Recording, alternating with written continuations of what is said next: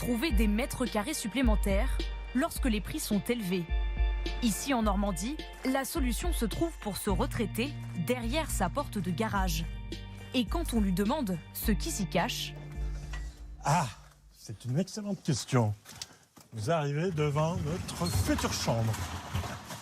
Et il faut se projeter. D'ici mars, ces 25 mètres carrés seront isolés, repeints, pour être transformés en une chambre et une salle de bain.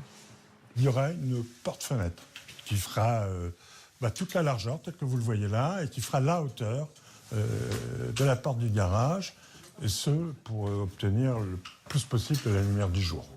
Voilà à quoi ressemblera sa suite parentale au rez-de-chaussée.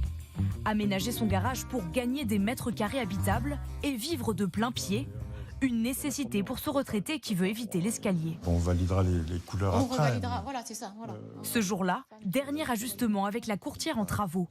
Elle lui a conseillé l'option rénovation plutôt que d'autres alternatives.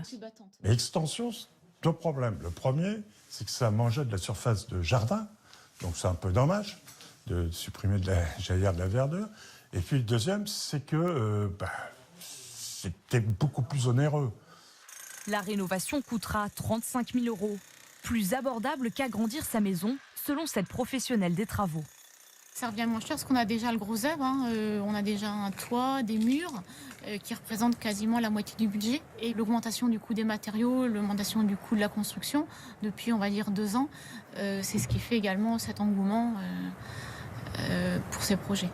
La voiture du propriétaire est actuellement garée à l'extérieur, avant la construction d'un nouveau garage. Et pour la rénovation, il y a des règles à respecter. En dessous de 20 mètres carrés, une simple déclaration préalable de travaux suffit. Au-dessus, il faudra demander un permis de construire.